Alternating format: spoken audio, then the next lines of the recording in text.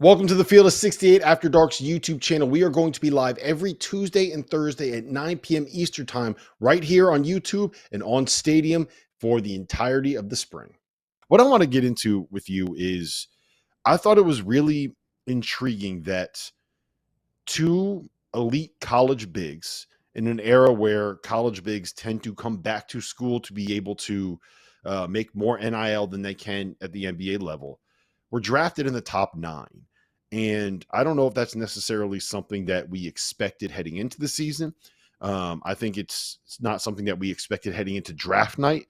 But Donovan Clingan goes 7, Zach Edey goes 9. Is there anything overarching here that we can take away from this? Is there anything big picture that you think can be told, or is this just like what the draft was? We happen to have a really good big in Clingan that fits the NBA, and then you have a generational talent in Zach Edey that just someone was going to take a swing on at some point.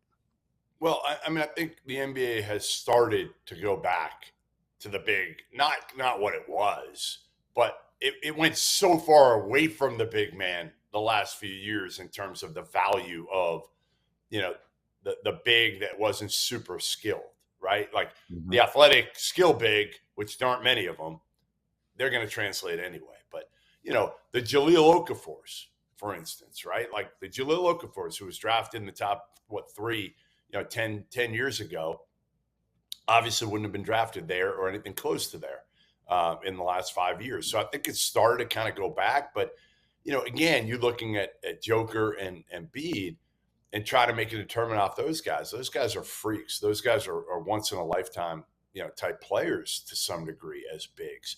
Donovan Clingan still can't score. So, yes, I was still surprised. People thought, listen, I never thought for a moment he was in the discussion for the number 1 overall pick. And to be honest, like 7th, yeah, I'm okay with him going 7th. That's okay in this draft, because 7th in this draft is like, 15 in a 15 to 20 in a normal draft. Zach Edey, I think he's going to be a good play. I just don't know if these guys are going to be 30-minute a game starters for 10 years in the NBA. If they are, count me as wrong. I just don't think that's going to be their role through the course of the longevity of their NBA career, unless the NBA continues to kind of go away from what it's been the last few years with bigs. So I disagree with you on Clingan.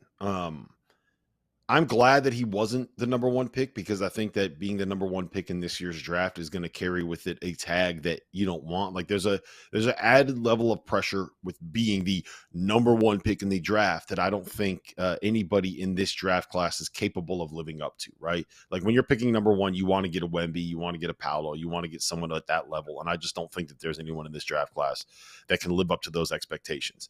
But I think that Clingan's ability to pass the ball, right? I think his ability to read the game, I think that he is a guy that has a better understanding of what is happening offensively than he was able to show at UConn this year. I think that the jumper, I'm actually buying the jumper long term. I know he didn't shoot all that well from the free throw line. I think he shot 9 in his college career. Like, how are you buying it long term yet? I mean, I don't know how you can be buying yet.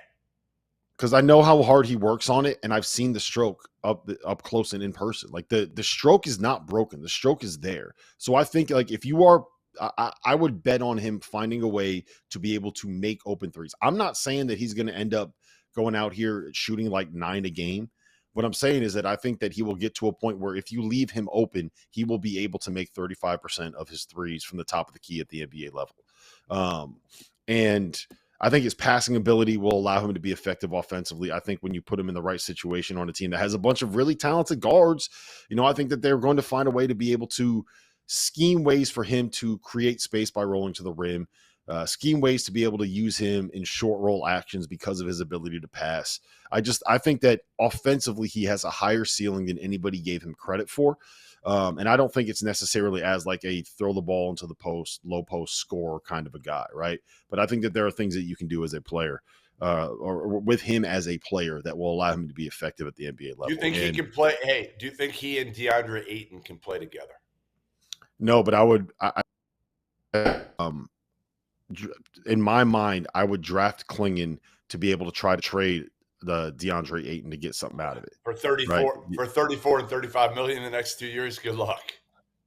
I mean, look, it is what it is, man. But I like what Klingan's long-term ability is. And I don't think that you're drafting Clingan for like this year. I think you're drafting Clingan for what he could be in like 3 years from now, more or less, right?